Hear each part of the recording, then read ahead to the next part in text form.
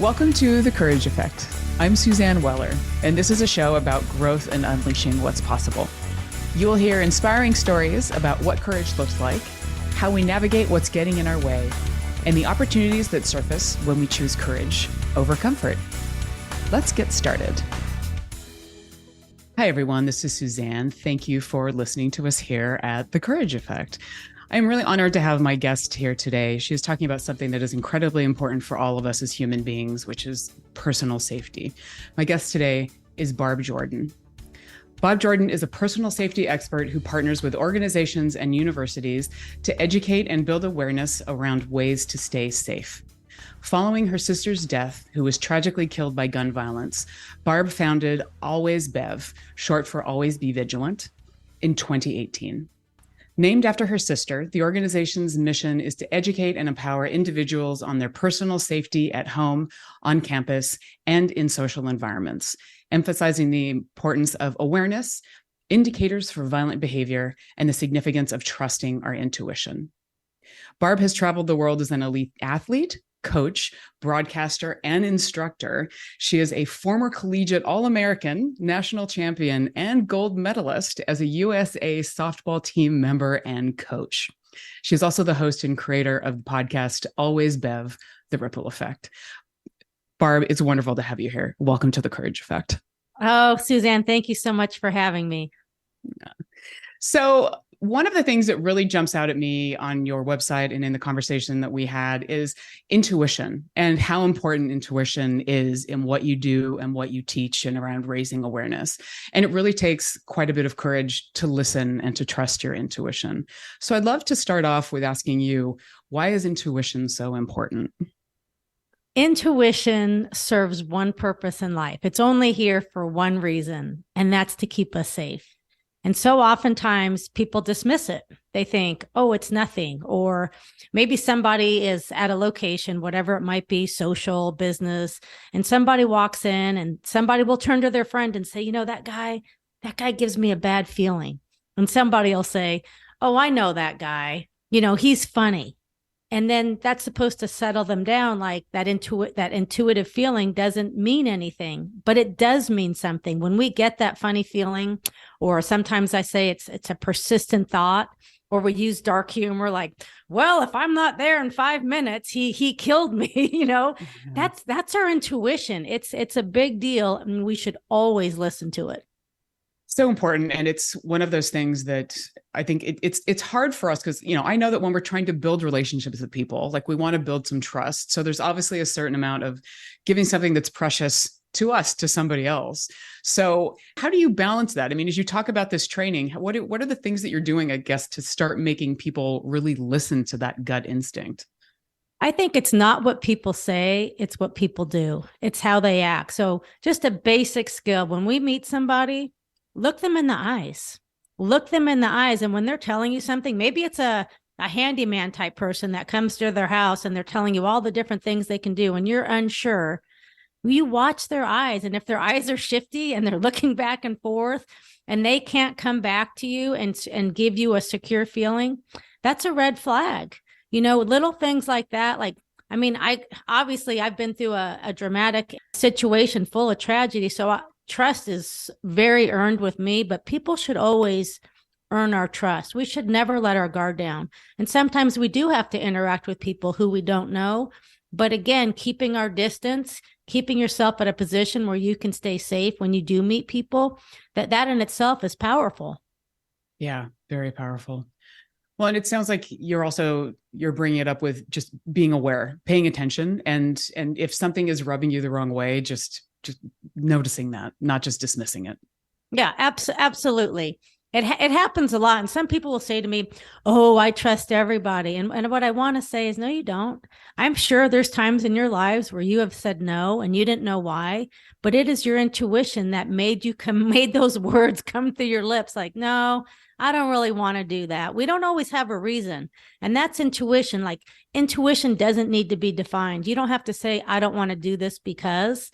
Intuition doesn't need an explanation. It is a feeling. Like, for women, we get it in our gut a lot. For guys, they get it on their arms. or the hair on their neck stands up. Like whenever you get that funny feeling, it's a warning sign, and it's telling you like, beware of this person or this situation. Yeah. Well, and I'm curious, when you founded Always Bev, it sounds like that was really based on your intuition, almost gut instinct, that this was something that you were really passionate about and needed to do. I'd love to hear you talk a little bit about what it was to form the organization. Well, many years ago, back in 1988, I actually ate dinner, Thanksgiving dinner, with a true life sociopath. And that sociopath happened to be my sister's fiance. And they were engaged for 8 months. And throughout those 8 months, we saw warning signs, but we didn't say anything. And they were all extremely subtle. Like things like where you would just say to yourself, that's weird, or that doesn't add up. But you didn't think like, oh, that's weird and he's going to kill her. You know what I mean? They were all extremely subtle. But after he killed my sister, which was 4 days after Thanksgiving dinner, there's one phrase that none of us said. There were 7 of us in the family, so 6 of us were left. There's one phrase we never said, and that's, I can't believe Rich killed Beverly, which tells you there were warning signs. And after he killed her, like all those yellow flags just came in full color, like, remember this, remember this, remember this. Remember when he showed up on Thanksgiving and he didn't come with her? He was working that day, and we were like, oh, that doesn't make sense. So whenever you use the word weird or suspicious, or that doesn't add up, or that's your intuition knocking on the door saying you need to look at this situation or this person a little bit harder.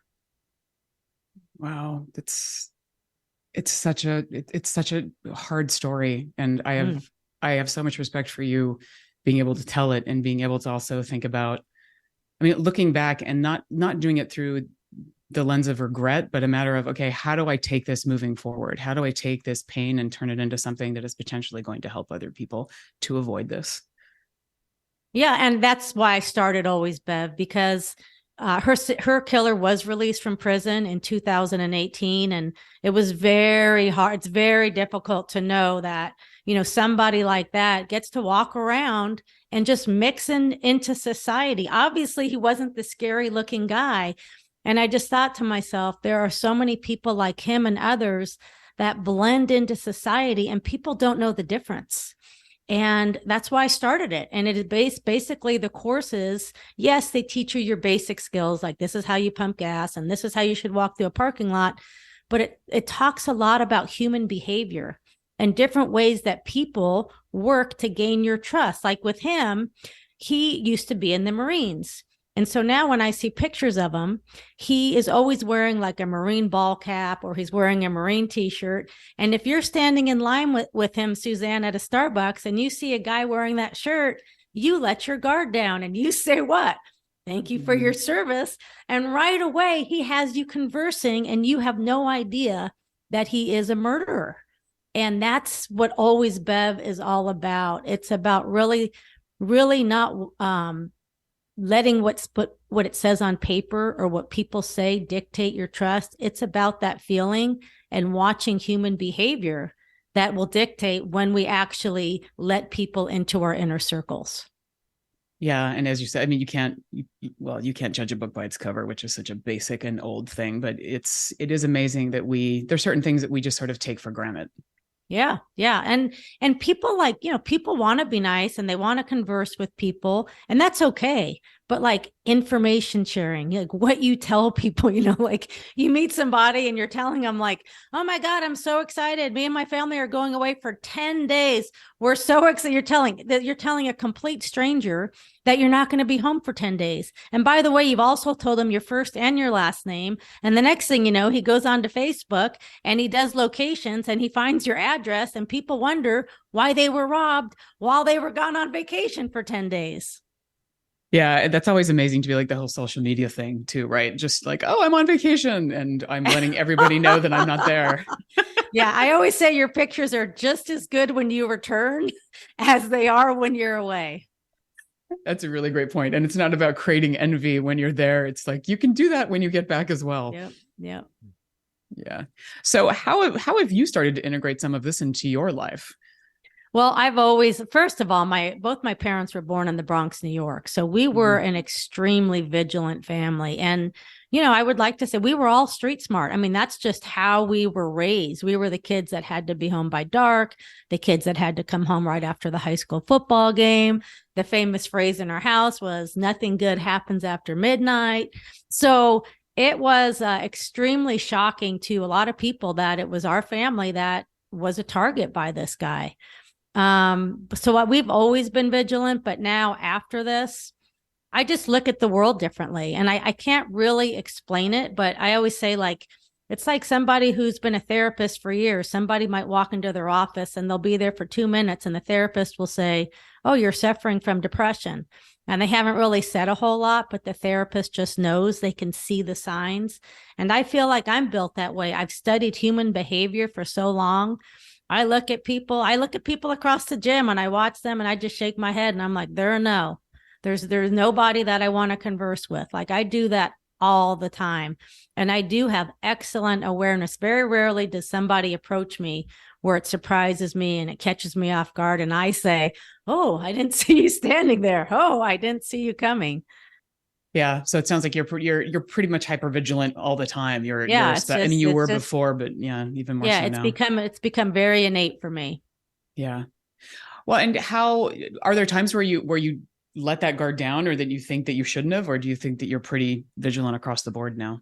I think I always just kind of position myself for awareness. Like, let's just say, like this past weekend, my friends and we all went downtown and we went to a nice restaurant, but very rarely will I sit with my back to the door. Like, I'll at least sit where I can see everything in front of me. And then I always try to get a table where I'm against the wall. Because if I'm against the wall, nobody's going to surprise us from behind. Again, even though I'm socializing and having a good time, I know that everything that's going to happen will be in front of me. Wow. It sounds like you've blended in really nicely with what you really want to be aware of, like what's important to you, to make sure that you feel safe so that you can be fully present for the people that you're actually with. Yeah, I think people feel safe when they're with me. It doesn't mean anything bad can happen, but people always know that I am a pretty good pair of eyes. Yeah, I think if I went out to dinner with you, I'd feel pretty safe. We were at brunch this weekend and I'm always looking and I'm looking at the cook behind the counter and I'm thinking to myself, like, they got some shady people, working here. That's just what I see. Yeah. Well, we're going to take a quick break for an advertisement. I want to come back. We'll talk more about intuition and more about some practical tips of maybe how people can use your awareness techniques. So just a reminder, everybody, you're listening to The Courage Effect. This is Suzanne, and we will be right back.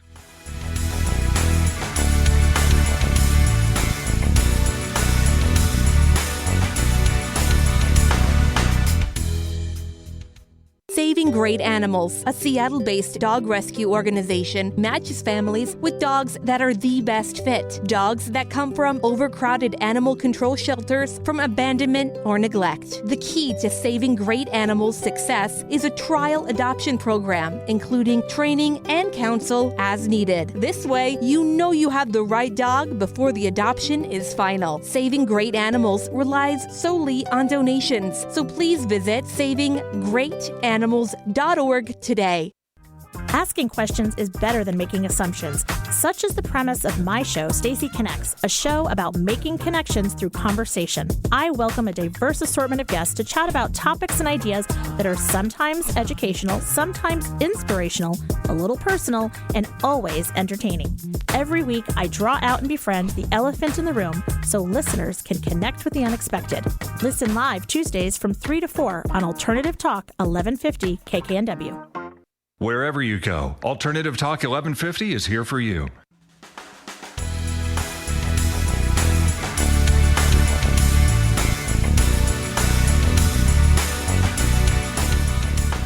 Welcome back to The Courage Effect. This is Suzanne Weller, and I am in conversation today with Barb Jordan.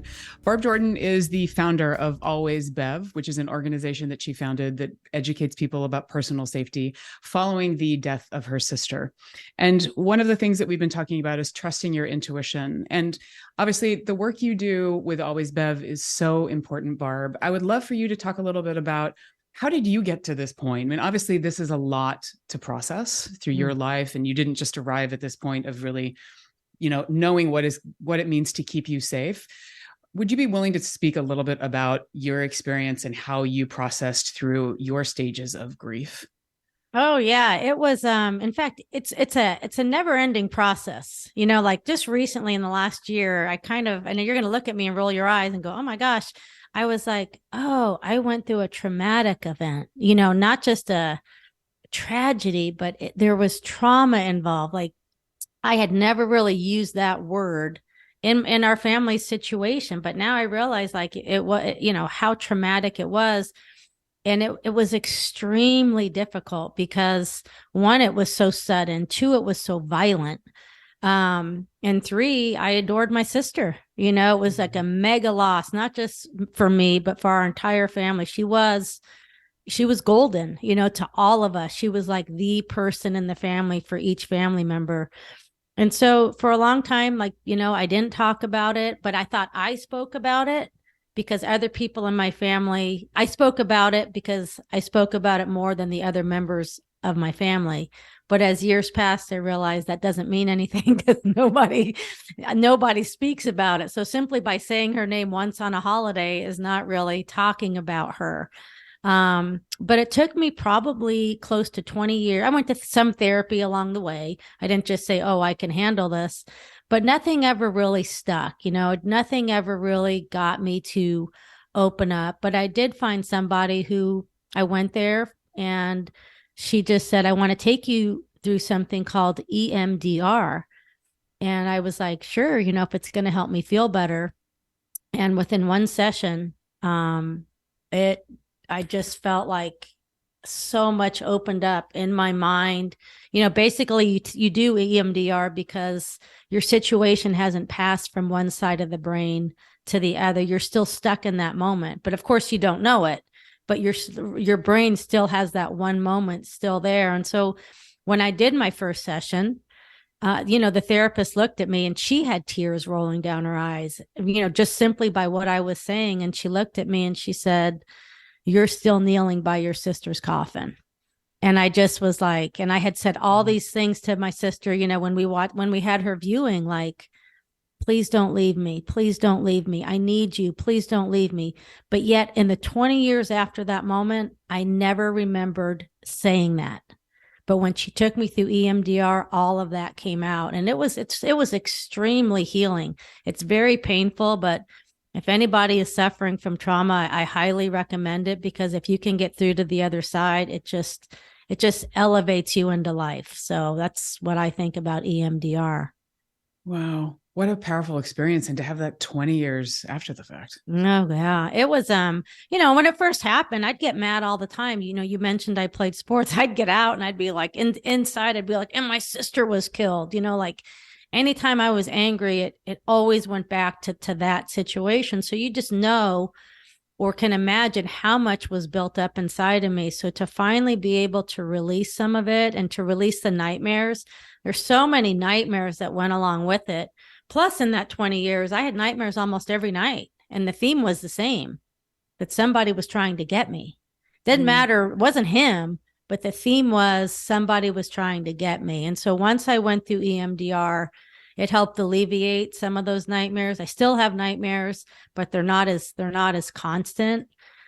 So it's been a battle, it's been a battle. And, whenever you hear a bad story, like you could take the Idaho murders, it's those families, those families are going to suffer, and people don't really know that, but if somebody goes down in the families, it's the families now that live with that traumatic event. Yeah. And thank you for sharing that. And it's so, what really hits me is you were ready to dig a little bit deeper and to kind of change the narrative around moving out of anger and being freed of it and getting to the point of it's never going to go away, but wanting to have a different relationship with your grief. I don't know if that lands with you. Yeah. I just think that, I'm athletic, so I always am trying to be better, but I never got to be, where I wanted to be. And so it was, like I said, just go finding a therapist just randomly and going through that experience. It really helped me. And I would go to my mom and dad's house and I'd be like, guess what happened? I went to therapy today. And I'd be like, do you remember when you saw Bev for the first time at the viewing and you ran down the aisle towards her? And my mom and dad were like, oh no. Oh no, no, no. Why are you talking about that? Like, oh no, like no one spoke about it. That's how painful it was. Yeah. So I did a lot of it. Yeah, I did a lot of it on my own. I mean, I really did. I did a lot of it on my own with this one particular therapist. She helped me so much. I could not do Always Bev today if it wasn't for her. I couldn't even say Bev's name out loud without crying. I mean, I was like I was in terrible shape. It just hit me, affected my life so much. And whenever you hear the phrase like, oh, their life has changed forever, it's true. Their lives are changed forever. And it's a battle for them too. They're going to have happiness, but just to find a way to maneuver through life without letting that grief always be in every thought. That's the challenge, and that's the battle. Wow. Well, it sounds like you were really wanting to move beyond that grief, or at least you wanted to get to a point where you could not let it take you over, because it sounds like it was starting to take you over, and the coping mechanisms that you were using weren't necessarily working for you anymore. Right. Was there some sort of turning point or something that happened that made you decide to change up and to see a therapist? I think, just through life, you kind of bounce in and out of it. I don't know exactly what it was that I think someone recommended her to me. And I just thought, like, what could it hurt? And so when I went a couple times, we were just kind of stagnant. And that's when she said, I do this process. I didn't go for EMDR. Yeah. And once she took me through it, I mean, I had so many epiphanies. I had so many moments where, like the one I told you about, I remembered something, yet I had not thought about it for 20 years. And once I did that and processed and saw like the grief that I was in, it's something inside just triggered me, and it just allowed me to take leaps and bounds in my lives. One of my friends just said this week, I never see that anger in you anymore. And I think it's really because of the EMDR. Wow. That's huge. And I'm so glad that you went through that. And I'm so glad that you have somebody that has been a great support for you in that. Yeah. And as we really, I want to make sure that in the time that we have remaining, that you're allowed to give our listeners some ability to know what are some of the practical things that they should be looking out for. I mean, not that you can go back and change time, but a big part of what you do at Always Bev is to cultivate intuition in people, but to help them to have some practical skills of what to look for. So I'd love for you to share some of that before we go. What are some things that you want to make sure that our listeners are aware of? Yeah. Well, first of all, Suzanne, I do want to say this, that I started Always Bev so nobody would ever have to feel the way that I felt or the way that my family felt after something so traumatic. So many people think, oh, it'll never happen to me. This is exactly why I started it. So I think if you ever have the chance to take a personal safety course, you should take it. What can it hurt? People always put safety in the back burner. But in today's world, we all need skills to stay safe. So I would say this, the basic skills. One thing you can do is that when you say no to somebody, it doesn't matter if it's socially, somebody says, can I get you a drink? It doesn't matter if you're out and somebody says, can I walk you to your car? Whatever it is, if your answer is no, honor your no. You said no for a reason. But so often, especially as women, when we say no to a man, they think it's a negotiating point. They're like, and they're like, oh, just have this drink. I mean, come on, I already bought the drink. You should have this drink. Just have this one drink. That, whatever it is, no means no. And so oftentimes people don't honor their no, whatever it is. But so the next time you say no to somebody, just say, I'm sorry, I can't. It's no. That in itself can totally empower you and keep you safe and keep that person out of your inner circle. When we do that, the chances of staying safe are so much greater. I also think looking people in the eyes, whether you're walking through a parking lot, whether you're on a morning walk, whatever it is, men innately look people in the eyes. They always walk by somebody and they make eye contact. Where women a lot, they walk by people and they look down. How do you know? How do you know what that person's made out of unless you look them in the eyes? So that's something we can all do on a regular basis. And you're going to see it. You're going to find that one day you're going to talk to somebody and you're going to see their eyes shift. You're going to see them look down. You're going to be like, why are they looking everywhere except for me? And I'm the person they're talking to. Like, it doesn't add up. That's not normal behavior. So I think when you watch people in the eyes, I think that is a very good tool. It's something we can all implement into our lives right away. And then I always think using your voice. We all have a voice, and our voice is a great weapon. So if you see somebody, maybe they want you to donate, whatever it is, all you have to do again is say, I can't right now, or no, not right now, not right now. And you put your arms out and you can see me. If my arm is out, that gives myself about 3 to 4 feet that if I was ever to get attacked, I have 3 to 4 feet to defend myself. But if my arms are down by my side and they keep approaching and they keep approaching and they make a move to attack me, I'm completely defenseless because my arms are at my side. So if you are saying no to somebody, or, hey, no, not right now, or, oh, no, I'm not interested, and your arm is out, that's just another way of saying stop, don't get closer to me. Because body language, doesn't matter what language they speak, body language is universal. They all know what no means. So using your hands, your fingers, your arms to say no to somebody can keep people back. Great. Thank you. Well, and it's a combination of the physical, right? Like using your voice, as you said, but also making sure that you're using your energy and that you're picking up on energy at the same time. So thank you. Yeah. So, and one more thing, and having the body language that says, I'm aware of my surroundings. Yeah. Having that body language that says, I see you. I just want you to know my eyes see your eyes. That's empowering. Yes. Owning your space. So important. So a quick recap. So intuition is here to keep us safe.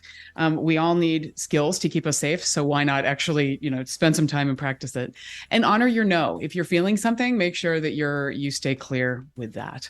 So Barb, I'm going to put a link to your website for Always Bev on the Courage Effect website. Thank you for a truly important conversation. Thank you for raising your voice, and thank you for sharing it with other people. It's been an honor to have you here today. Suzanne, thank you so much for understanding the importance of this topic, and of course for letting me share my story. Thank you. Pleasure. Take care of yourself. Thank you, everybody, for being here at the Courage Effect. Stay courageous.